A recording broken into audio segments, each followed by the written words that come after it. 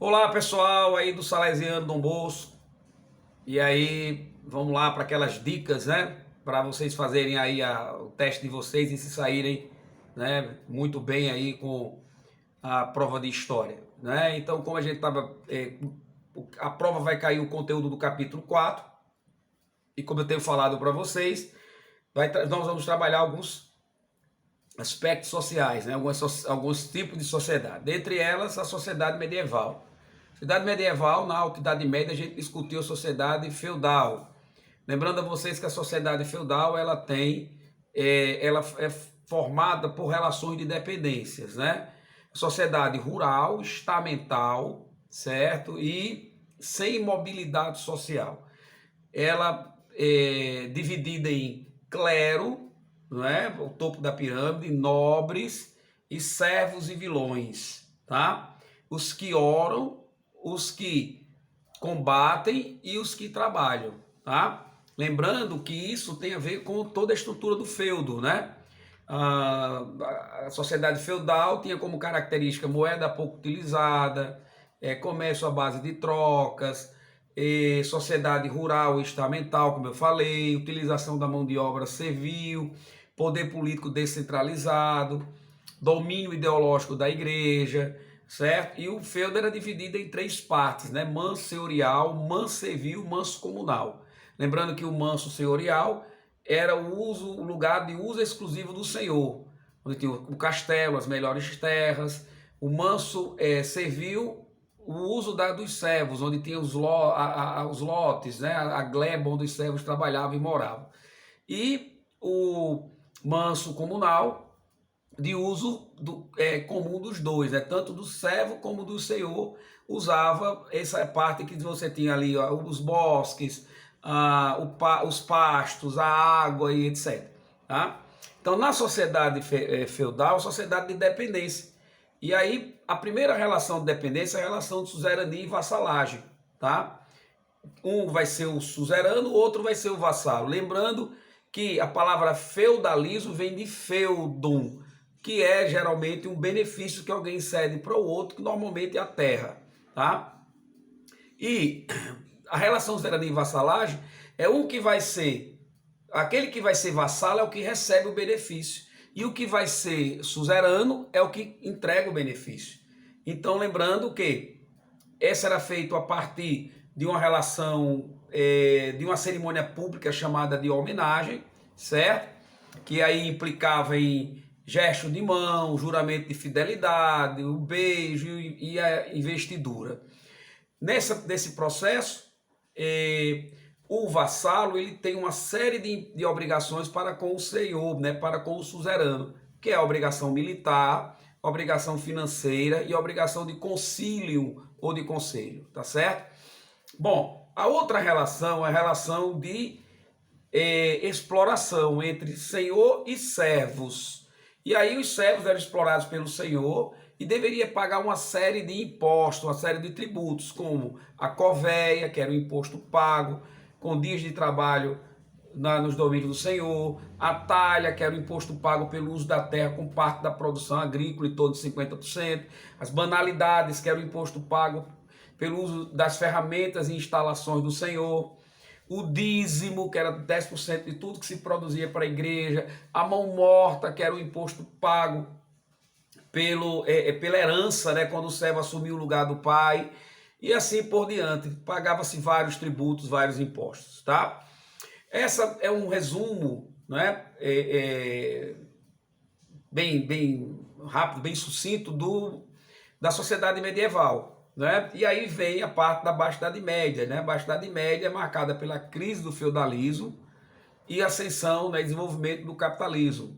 Lembrando que alguns elementos importantes que levaram a essa crise, o aumento populacional, devido ao fim, né, a diminuição das mortes por guerras e o aumento da produção alimentícia, mas também o movimento cruzadista contribuiu muito com isso. As cruzadas foram o quê? Expedições de caráter militar que tinha como objetivo libertar a Terra Santa do domínio dos muçulmanos, tá? As cruzadas acabou sendo um fracasso militar, mas foi um sucesso comercial, pois reabriram as rotas comerciais ligando o Oriente ao Ocidente pelo mar Mediterrâneo. É nesse contexto que você tem o desenvolvimento comercial e urbano, tá? Retomada da moeda, retomada das cidades e, claro, o surgimento de uma nova classe social chamada de burguesia, tá? A burguesia, ela, a princípio, era aqueles indivíduos que viviam do comércio e do artesanato.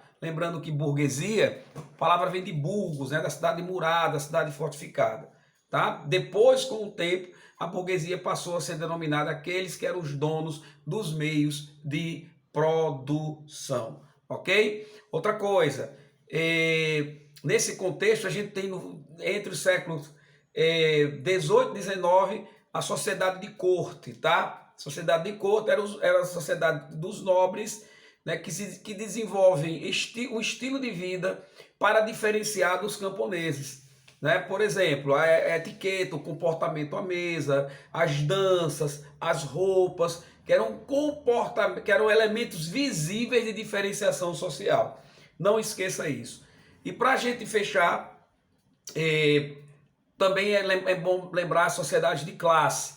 Lembrando que estudamos sociedades de classe dentro do que a gente chama das ideologias da era industrial. Tá? O liberalismo que defendia o capitalismo, né? Que falava exatamente, defendia a livre negociação, né, salarial, a livre concorrência, eram contra a intervenção do Estado na economia, e alguns representantes desse liberalismo, que foi Thomas Malthus, né, o teórico da miséria inevitável, que dizia que a população crescia em PG enquanto o alimento crescia em PA, por isso que a alimentação não acompanhava, né, o número de habitantes do planeta, por isso que ele dizia que as guerras, né, as catástrofes naturais, guerras, epidemias, eram necessárias para o equilíbrio da população. E David Ricardo, que criou a lei férrea do salário, né, que dizia que o salário deveria ser mínimo para a sobrevivência do trabalhador. Das doutrinas sociais, você tem o socialismo utópico, que dizia que defendia, de certa forma, a pequena propriedade e uma aliança, de certa forma, com a burguesia, mas combatia a exploração do trabalhador. Né? Só que, para Marx, o não romper com a propriedade privada, mesmo que seja a propriedade pequena, e ainda fazer uma aliança com a burguesia, isso não daria certo. Por isso que Marx chama esse tipo de socialismo de utópico, né? Karl Marx, no caso, né? E aí vem também o socialismo científico, né? Que é baseado exatamente nas ideias de Marx e Engels, né? E aí você tem a análise de Marx a partir da sua visão de mundo, né? Da história do mundo. Por exemplo, ele cria a ideia do materialismo histórico, que era a forma de Marx ver o mundo a partir do viés socioeconômico. Né? Ele também cria um termo chamado modo de produção, que era a forma como as sociedades geravam, né, suas riquezas. Modo de produção asiático, modo de produção escravista, modo de produção feudal, modo de produção capitalista. Para Marx, outro ponto interessante é que tinha que haver um rompimento com a burguesia, certa burguesia ela precisava ser combatida, eliminada, e a propriedade privada também. E aí havia a socialização da propriedade, dos meios de produção. Meio de produção é tudo aquilo que se produz. Para a fábrica pode ser um meio de produção. Então, para Marx, a burguesia ela precisa ser combatida porque ela ficava com a mais-valia do trabalhador. Né? O que é a mais-valia? É aquilo que é a medida da exploração. Né? O que a burguesia ficava, o patrão fica da exploração do trabalhador, na visão de Marx. Né? E é importante lembrar que nesse processo, Marx defende a luta de classe. Diz que a única forma, o motor da humanidade, a única forma da humanidade sair da exploração é a luta de classe. Burguesia versus proletariado. Essa luta de classe terminaria com o quê? Com a ditadura do proletariado, né? O proletariado assumiria o poder, haveria a socialização dos meios de produção, certo?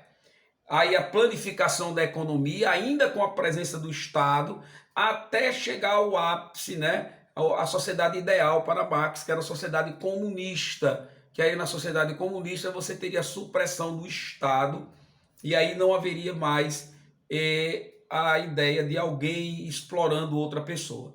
Essa é a visão do marxismo, tá? Essa é a visão, assim, breve do marxismo. Outro socialismo cristão, que dizia que, da igreja, né, que dizia, combatia o marxismo e a luta de classe, dizia que combatia também, né, contra também a exploração do trabalhador, mas acreditava que a justiça social só viria a partir do sentimento cristão do patrão, né? Então tem que apelar para o sentimento cristão do patrão. E, por fim, o anarquismo, que era dessas doutrinas, era o mais radical de todos eles, que dizia exatamente o seguinte, que as pessoas deveriam, aliás, a sociedade ela deveria ser suprimida, sociedade, igreja, Estado, né? E ir direto para o comunismo, né? Implantação do comunismo. Essa era a ideia do anarquismo, né? Bem mais radical do que, ou seja, a supressão de todo o controle do homem pelo homem.